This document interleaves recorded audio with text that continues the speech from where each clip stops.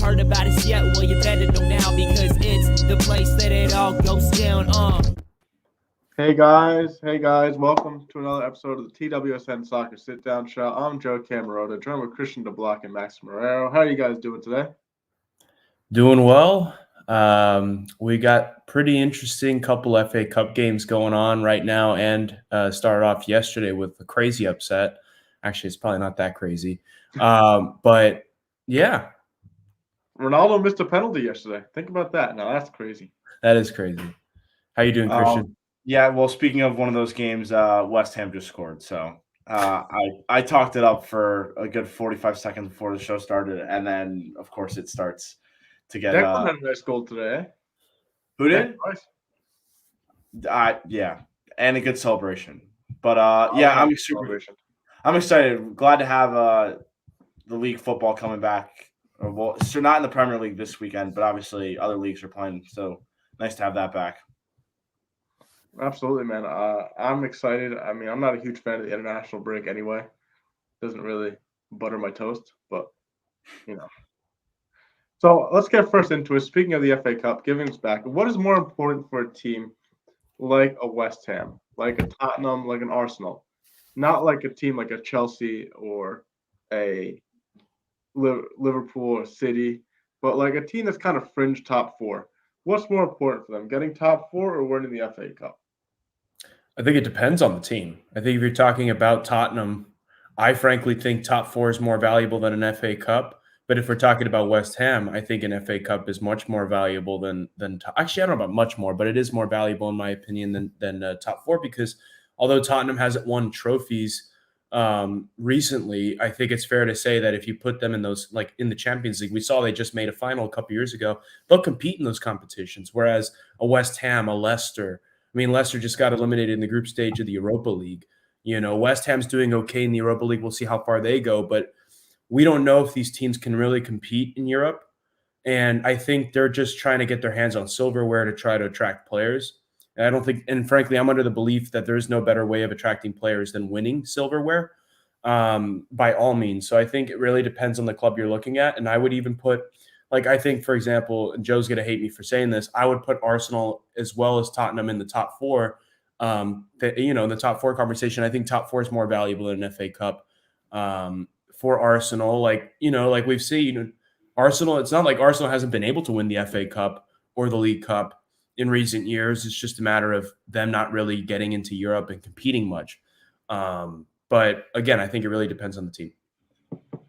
Yeah, I'd be surprised if Joe says trophy isn't the key in this situation for Spurs. But definitely for Arsenal, 100% it has to be top four. I think the pedigree they have in cup competitions kind of makes it pretty almost inevitable that they need top four, which they haven't had in a while. Spurs, I would honestly say cup. I'm not even a Spurs fan, and I think that they kind of just need that monkey off their back. But you could certainly understand why with Conte, like the goal is top four, because that'll bring in more players with more pedigree, all that kind of stuff. So I think you can see the argument for both, but definitely for a West Ham, it's got to be a cup. And I think once you start going farther and farther down in terms of the size of the club, I think cup competition 100%. But when you're looking at a team like Spurs, I think that's probably the most interesting argument, which we'll get a good perspective from Joe there. But for Arsenal, certainly top four. West Ham, I definitely go for a cup. So for me, I think Arsenal has to be top four easily. They win the FA Cup all the time. It's a big deal. Winning the FA Cup's a big deal. But for them, they need top four. They need it from the money-wise. They need it to attract players. The West Ham, I'd say top. I don't know. I feel like right now for them, maybe top four, because you want to keep players at this point. You want to, because I think West Ham's at a crossroads, right?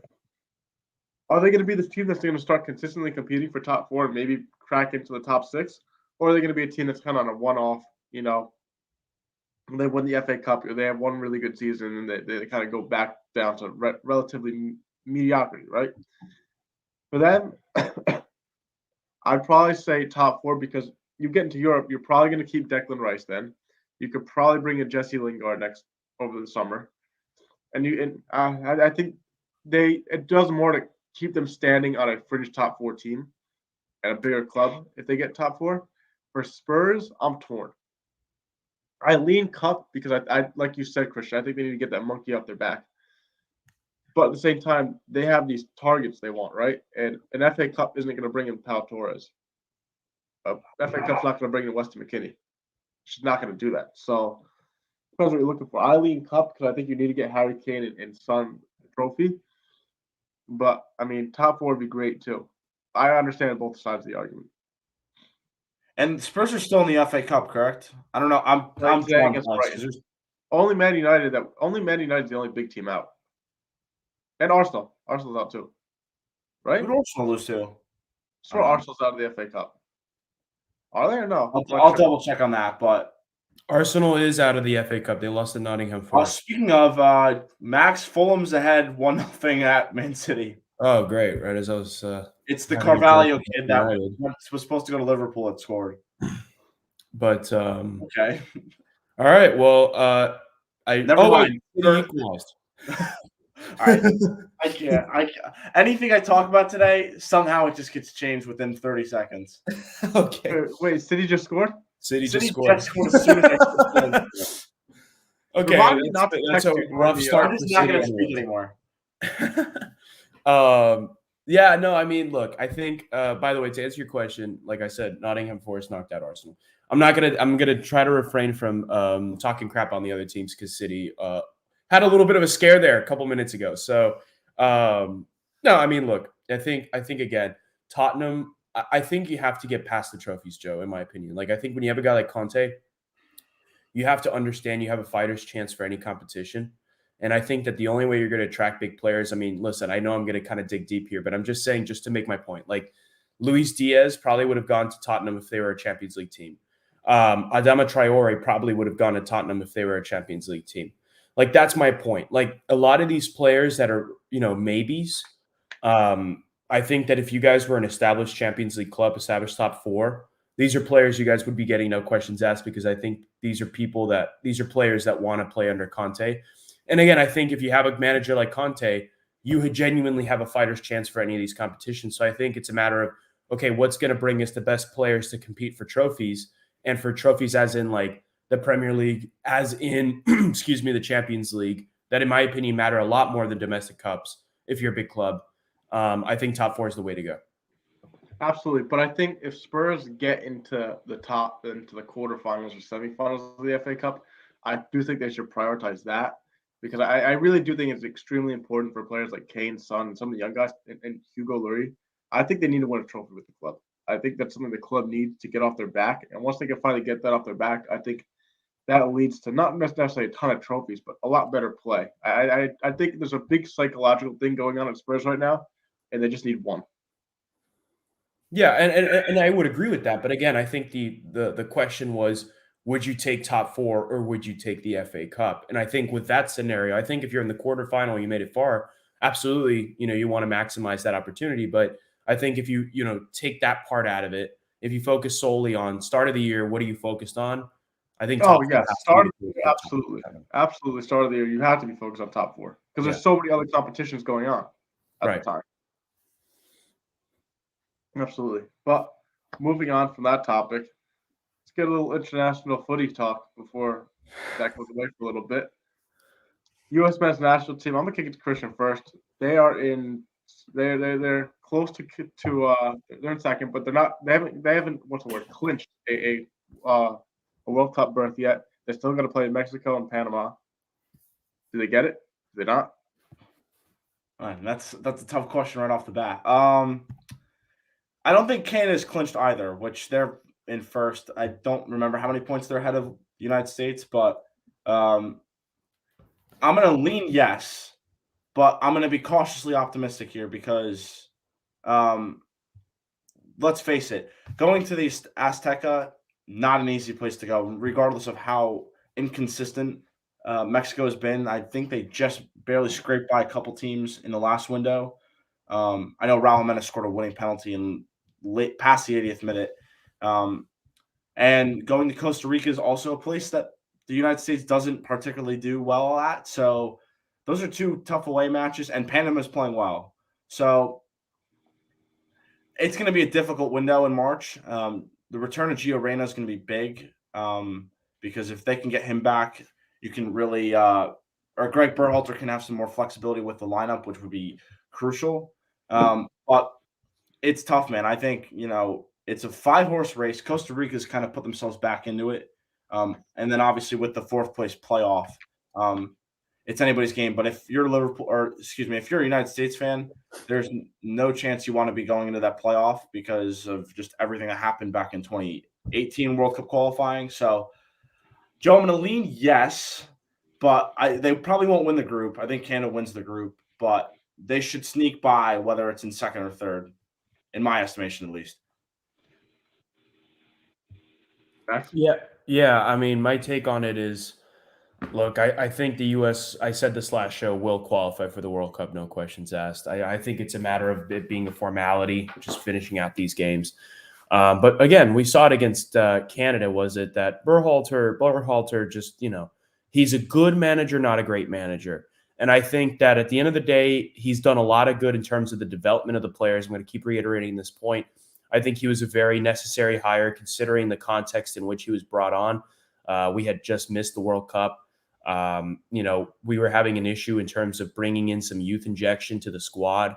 There is kind of this age discrepancy where we had these really old established guys like Michael Bradley, and then we had, kind of middle of the road older guys like Josie Altidore that just weren't very good. But then also you have Christian Pulisic, who's this diamond in the rough, who's so young. So we need to find some age balance. And I think Berhalter's done a great job in rebuilding the squad and making them competitive. I just think, again, we'll have to really see throughout this World Cup if Berhalter's the guy. Listen, I could be completely wrong, and then he takes us pretty far, and he ends up being the guy, and I'll be the first one to admit that. But I think just based on what we've seen, and again, not to take credit away from Canada, I think Canada are one of the sleepers in the tournament. I think they're an incredibly good team. But I do think that we need to bring in a guy like Jesse Marsch if we want to seriously compete in tournaments. And again, I think Jesse Marsch is the best tactician we have in this country. And I think that at the end of the day, if you want to compete and win in tournaments, you have to go, you only go against one team every single time. And there is no room for error, or there is no margin for error more specifically. So I think you need to bring in the guy that's going to strategize against those teams in the best way possible. And we'll see if Berhalter's the guy. But again, I think they should seriously consider bringing in Jesse Marsch. Yeah, I think the biggest thing for the U.S. men's national team right now is their striker position. Seems like there's a lot of fluctuation right there. Some people want Pepe. Yeah, I don't know. I mean, I think overall the team should be good. I think there's a lot of young guys there, and I saw one of my friends was making the argument that the U.S.'s team's wins over Mexico over the summer weren't necessarily based on them being a better team, but they were one based on emotion. And are they going to be able to get that emotion up again when they play them in next international break, next cup qualifiers, right? Are they going to be able to get that emotion up to beat them again in a game that isn't for a trophy? Are they going to be able to because we know they haven't been playing as well recently. The past few games they've played, it's been kind of like, what's going on here? But at the same time, the team's there. They got Pulisic. They got Reyna, who should be coming back at some point soon. They got Dest. They got these players here. They got Weston McKennie. They got these guys. But I agree with Max. If Berhalter can't get the tactics right and he screws up one of the most important positions as striker, what's going to happen? Because Pulisic is a very good player, but he's inconsistent. He doesn't always score. Rain is young. We don't really know what we have with him yet. I just think there's a lot of unknowns for this team. I think they qualify, but they need to be more consistent. Yeah, and one more thing in terms of the U.S., I think Weston McKennie needs to get a ton of credit, not only from this past window, but just in general. I think he's been in excellent form for Juventus too, which will play a key role as we head into the Champions League knockout stages, because he's probably going to play a role now that Bentancur's left the club.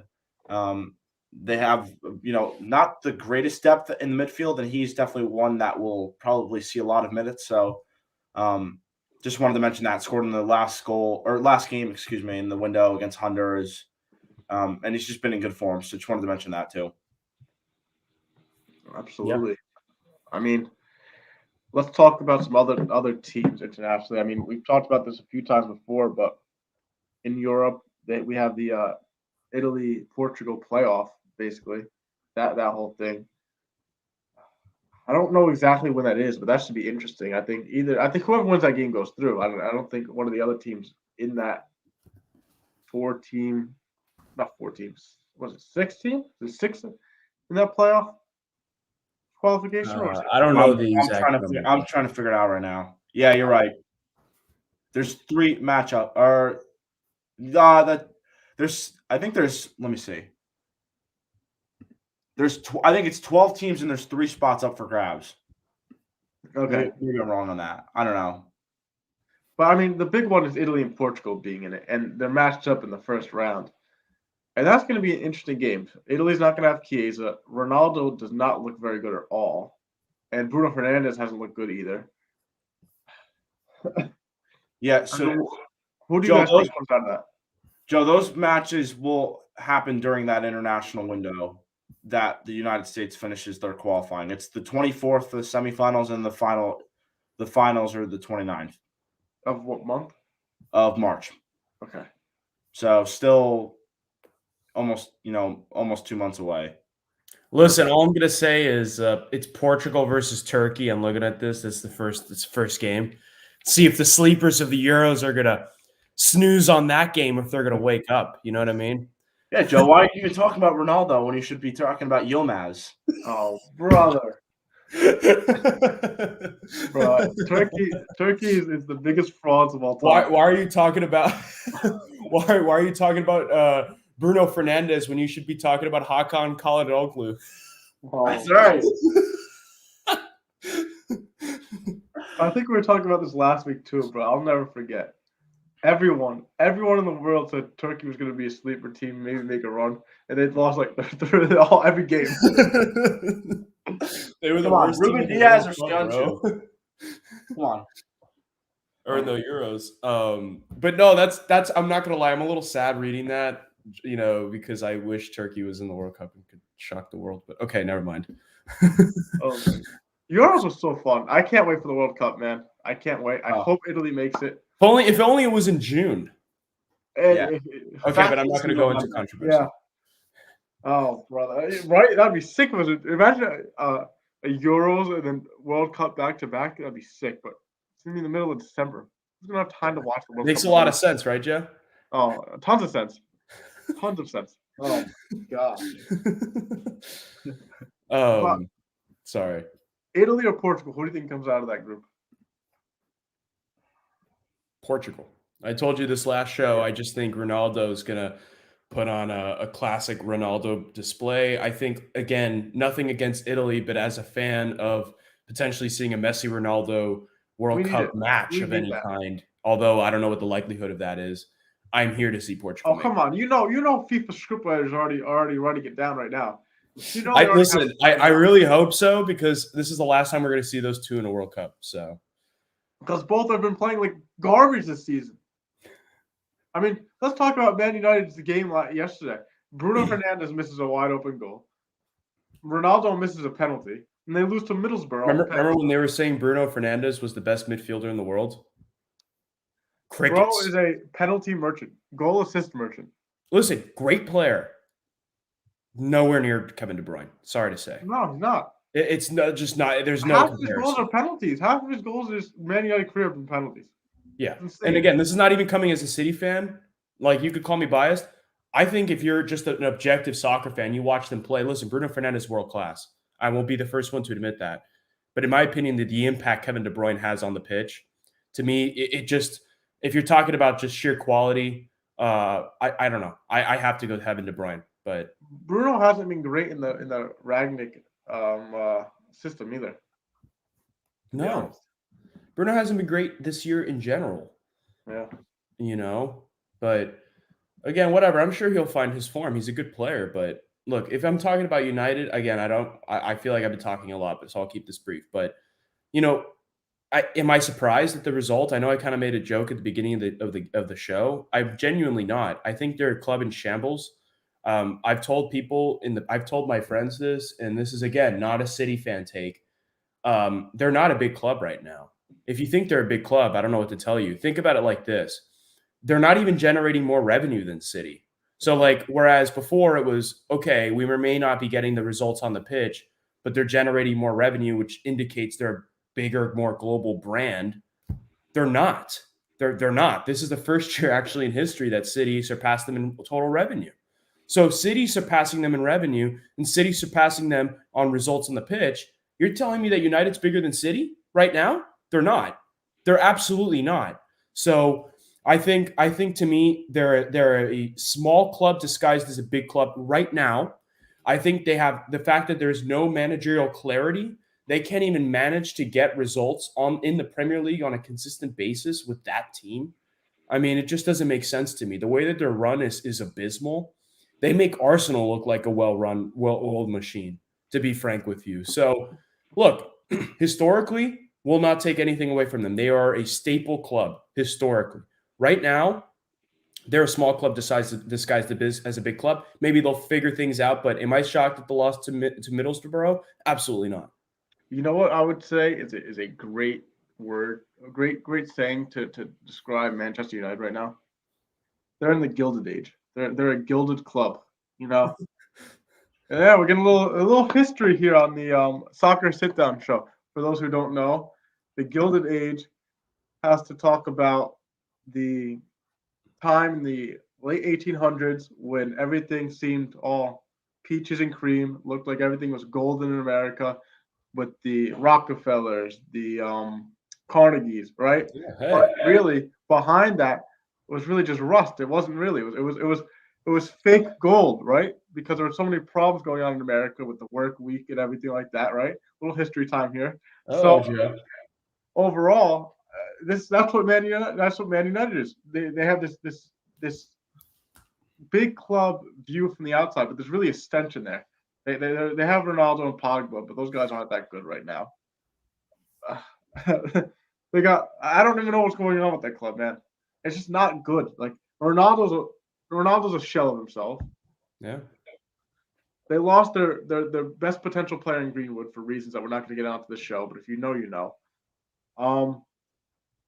Bruno hasn't been that good this season, and then Jadon Sancho looks like not worth that much money, and Varane has been awful, just straight garbage. Every move they made this summer has backfired, insanely. Yeah, I mean, you can go down the entire squad, and Joe, there's other players you can mention too. Marcus Rashford's not come back from Euros and been the same player he was recently.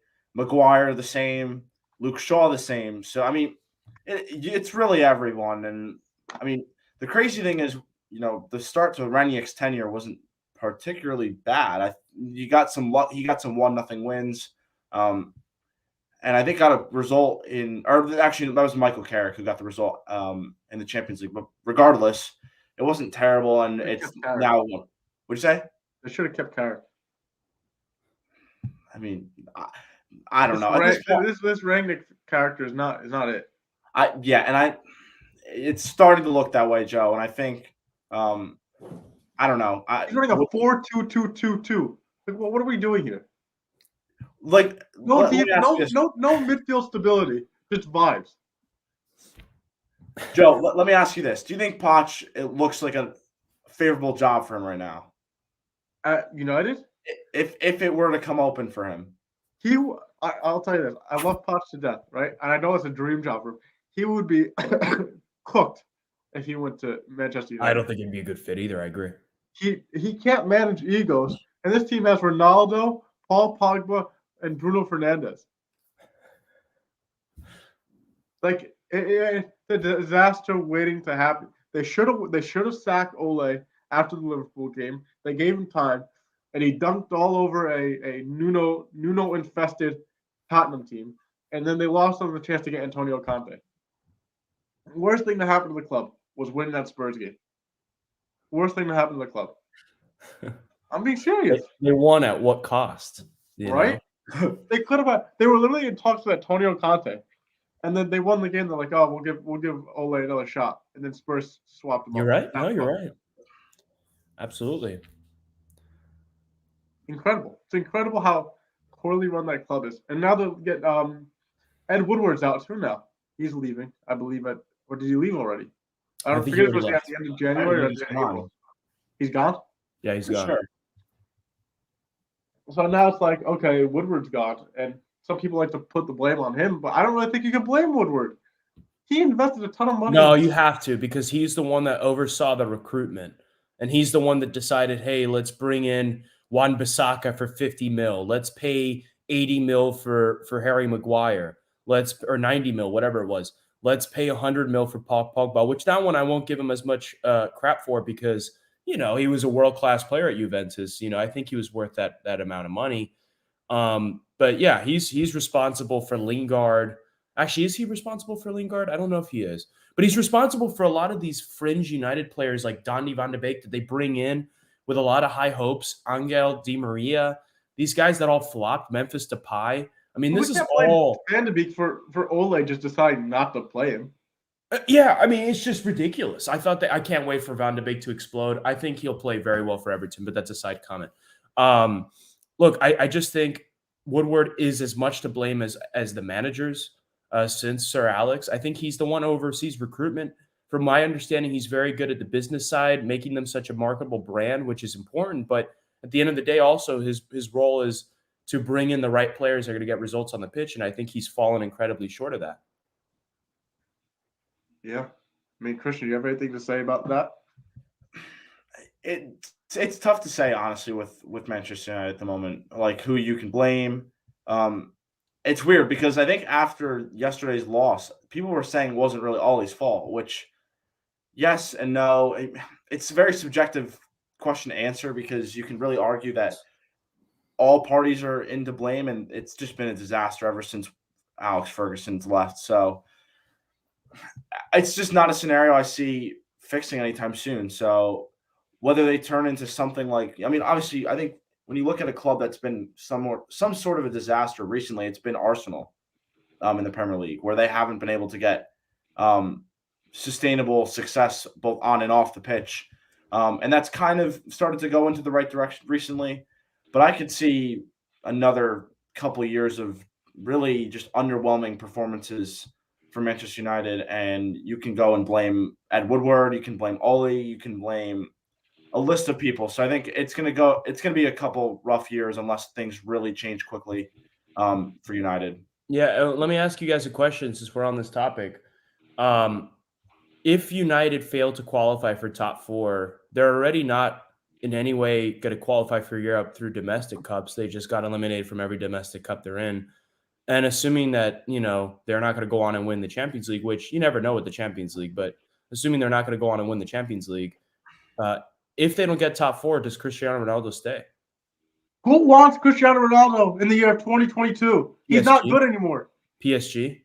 If Mbappe goes to Real Madrid? Joe, I think teams still think they can utilize him. Think about Messi, Ronaldo on PSG with Neymar. Everyone would tune in to watch that, and I think PSG would do it. Mbappe's gone. I'm saying, right, Mbappe's going to Madrid, so think about that. I think if there's a club for Ronaldo to go to, would take PSG. Somebody would take. He might go back to Portugal.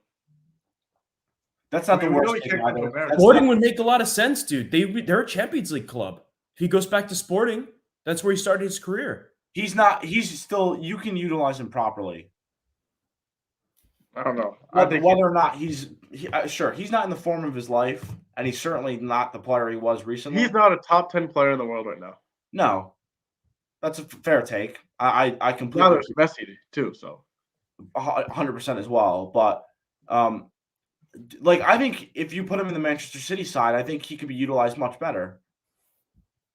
I agree. And he also with better players around him, more effective players.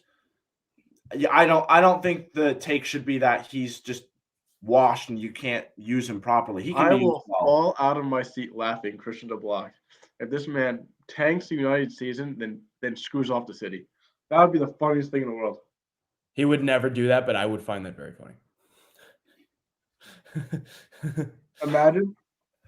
Dude, that would be. I think Ronaldo wouldn't be able to sleep at night in Madrid. To be honest, He doesn't care. Yeah, but I think PSG makes the most sense by far if he were to leave. Yeah, I mean, I don't know. Do you think he leaves? I mean, I don't know, man. I genuinely have no idea. I just don't see why he'd settle for again, we're assuming they don't make top 4. I don't know why he'd be interested in staying in a Europa League squad. He's Ronaldo. At the end of the day, he could still put in a shift. And I think if you have enough quality in midfield, he could put away chances. So it's just, if you're Ronaldo, if you think you still have it, why do you want to compete in the Europa League? yeah. You know? Yeah, Peter has a good point about Ronaldo being there to draw fans. I mean, everyone was off their rockers when he came to Manchester United. I mean, it was a huge thing. And he's selling shirts, I'll tell you that. But Oh, yeah. at the end of the day, he's not really helping the team on the pitch a lot. I mean, he's basically a ghost unless there's a situation that kind of falls to him in the box. He's not good at distributing, and he's not very good at tracking back and playing defense. He's not a good presser. Not at all. I mean, never has either. In the Rangnick system, you need that. You need a high press. You need to press a lot. Which is why Cavani's been more effective for Rangnick. In that aspect, at least. I like Cavani. I think Cavani's still got legs in him. Yeah. Like, you know what they need to do now? Here's the thing with United. Again, assuming they can qualify for top 4, you keep Ronaldo, obviously. But if they don't qualify for top 4, now with the Greenwood uncertainty with his situation, you have a huge hole at 9 now. Because, Marcus Rashford can't play the 9. Martial's not going to stay there much longer. He's already on loan. What do? Do you go out and try to push for Haaland? But if they're not a top 4 club, Haaland's not going to want to go there. And I don't know. Haaland might not even want to go there because didn't his dad get injured by Roy Keane? Yeah, his career? It's true. Well, and don't forget Ole, who was his old coach at the time. So Ole was his coach at Molde. Ole was the coach at United when he was coming out of Salzburg. He tried to recruit him, and he denied him then. So now they got rid of Ole. If they're not in the top 4, why would Haaland want to go there? And he's gone. I think he's definitely gone after this season. I don't think he stays there any longer. Haaland? Yeah, I agree. I think it's either City or Real Madrid, to be honest with you. Yeah. I don't think Barca. Or Barca because they just pull money out of their behind somehow. They don't know where they're getting this money to get Adama Traore and Aubameyang from. Like, they can't register Sergio Aguero at the start of the season. Yeah. Now they can pay $35 million for Adama Traore. Hey, there's this guy that plays for Chelsea. I don't know if you guys have ever heard of him. His name is Christian Pulisic. He gets it done. He gets it done when it matters. When it matters most. And I think that for United, if they're in I was wondering whether he got mentioned first or Sean Dyche. Well, I was gonna say before I left, because I have to step away pretty soon here, that I think Sean Dyche should be the permanent manager of Manchester United. But again, I'm not going to say that because this is supposed to be an objective show. And I just don't know if United have the pool to get Sean Dyche, but that's just me. I do want to say, before we all sign off here today, the group chat for the Soccer Sit-Down Show has now officially become a Sean Dyche fan club. It's our new profile picture, and it's just electric. Listen, we at the Soccer Sit-Down Show support winning managers, and we believe that Sean Dyche can get the job done. And we support him in every decision he makes, right or wrong, if it leads to results or not. We are still Sean Dyche supporters. Sean Dyche for United. Let's start a hashtag. Listen, let's at least, maybe they won't leak as many goals. You know what I mean? I know. Hope fix up Harry Maguire. I'll tell you that right now. True. Harry Maguire turns into a top 5 player under him. True. But thank you guys for tuning in. And a little early today, but it is what it is. We'll see you guys next week, and we'll have more to talk about because Prem will be back. So and Champions League. Oh, we got to do a preview next week too. So I'm excited. Next week will be great. See you guys. Get up, let me begin. This is CWS.